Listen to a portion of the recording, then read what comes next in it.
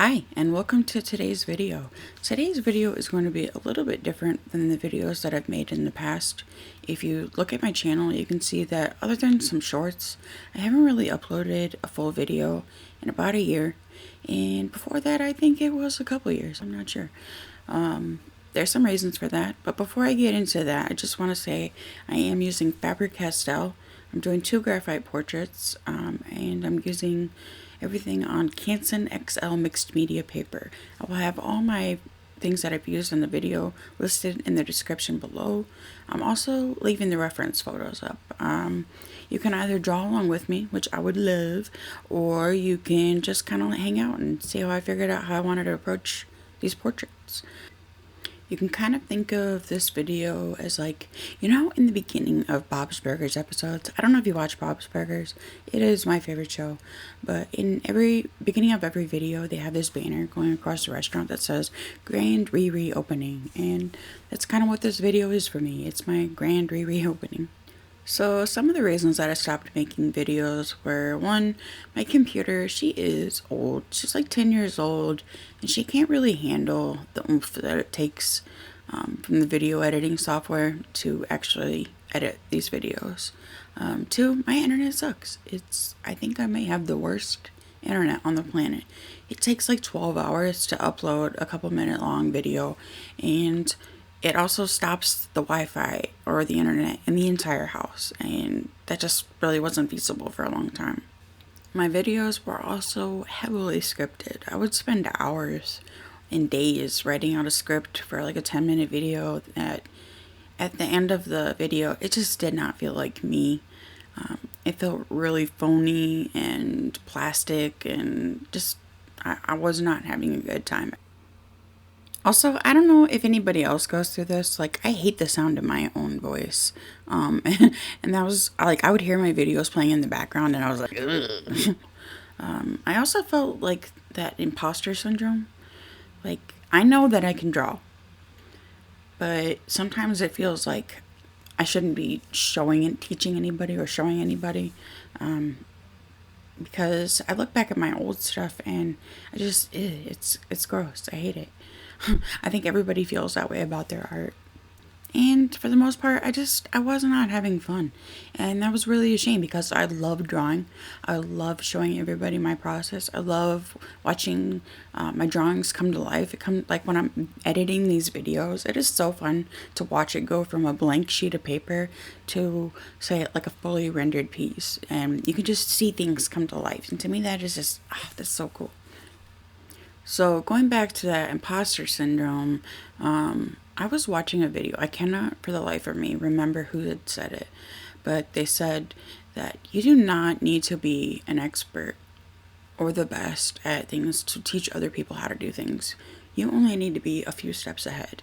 And that was enough for me to kind of realize that I just need to have fun with this stuff. Like, I need to make it fun again.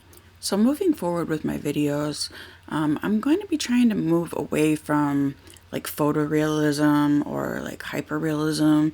I still want things to be realistic because that's kind of what I enjoy, but I also want to have the freedom to do more stylized or cute illustrations, taking like artistic liberties and not worrying about exact likeness when I'm drawing. I don't want to be a human printer anymore. I used to enjoy that. I used to really like the fact that I could draw something and make it look exactly like it was a photo. And I don't want to do that anymore. That's not really fun. I want to try everything. I want to do more marker and more colored pencil and my watercolor drawings and digital artwork. I love digital. I've started working in Procreate the last few years, and it is a blast. I love it. One of the things that I also want to do in some videos going forward is kind of show you my process on how I go from sketch to, say, like a t-shirt or a sticker or stuff like that, like tangible things that I like to make from digital art.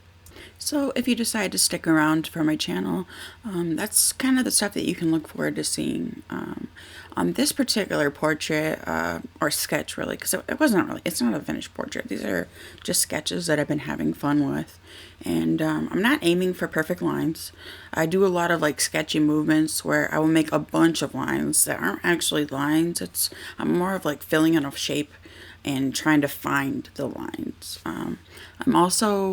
I don't get attached to my specific lines anymore. Like if I draw something and it looks awesome, I'm not really worried about erasing it and redoing it if it's just not working with the rest of the drawing. And when I do erase, I try to erase most of it, not all of it. I want to see what I messed up so that I don't just keep redrawing the same area over and over and over. If you do draw something and you are totally loving it, take a picture of it. Take a picture of it and enjoy that later, but don't worry about messing it up, because like me, if I love a part too much, it is basically like guaranteed that I'm about to ruin it. So some things to remember about graphite: it is a slow medium. You use a lot of light layers. If you press too hard, like you're trying to get it dark really quickly, you can end up with a lot of shine. And some people that doesn't bother. I don't mind. It's kind of just comes with graphite. But you can avoid how much shine that you are putting on the paper. I tried not to hop around all over the place while I was sketching these, because it's kind of like easier to follow along if I'm not. But that's just how I draw. Like I hop around all over the place. You have to adjust values here, and once you darken something here, you can see that something else in the portrait needs to be darkened, or it needs to be lightened, or just make sure that you're adding detail in the right areas. And once you add a little bit of detail here, you can see that perhaps on the other side it needed a little bit of detail, more detail to match the other side. Right there, you can see that I lifted up a little bit of the hair with a kneaded eraser. I was able to do that because I was using light lines. If you're pressing too hard, you are not going to be able to lift up like that. Normally, I use my smudge tool. It's a little blending stump, or a tortillon, or whatever you want to call it. I use that pretty much religiously. I sketch with it, and I use it to tone, like make a big, huge area of color really quick. I use it with my graphite, but I've also discovered you can do it with these Prismacolor Color Erase colored pencils. I love sketching with those, and you can still use the blending stump with those. They blend out really nice. For this particular sketch, though, I kind of just wanted to see if I still had it. Like, it feels sometimes like my blending stump might be a small crutch. I've had it for over 20 years. I got it as a gift from my dad, and it has been just vital in my sketches. And I kind of wanted to, like, I don't know, detox myself from a blending stump. On this particular sketch, I was also trying to let the right side of the portrait, like where her hair is, kind of like fade out into nothing. I usually try to like over render and over detail and make sure everything has an equal amount of detail, but I'm trying to reel that in. And I really wanted most of the detail to just be like right around the eyes, the face, central to that. Another thing that I actually hate is like art rules, like don't use the smudge tool, or don't use white gel pen, or don't use colored pencil with marker, or you know what I mean. Like everybody seems to have an opinion on what you should do with your art, and I think that's bull. Like you should just do whatever is fun for you. If it's fun for you to create something a certain way, do it however the heck you want to do. Unless, of course, there's always an exception to a rule. If you are doing something for like somebody else, make sure that you're using archival stuff. If you are selling your work, make sure that it's archival. Other than that, have fun and screw everybody's art rules. So going forward from here, I am going to be making videos and hopefully posting them every single Friday. That might be a little tricky for me to get the hang of at first, but that's where I want to be for the rest of the year, is basically putting out some shorts a few times a week and a video every Friday. Mermaid is coming up, but before that, I think I should do some fairies. Like, it is spring. It feels like fairies and flowers and color, and I am excited. Mermaid, I may not be doing the prompts. Like, I gotta admit, I've seen this year's prompts and they're a little uninspiring. So I may just do like a few mermaids. I'm not really sure. One of my big dreams is to have my art on like art supplies, you know, like on Prismacolor color pencils, like they have this beautiful artwork on there, or like Strathmore. Oh man, that is a dream. I would love to have my art on a sketchbook on Strathmore art. I'm looking at you, Strathmore.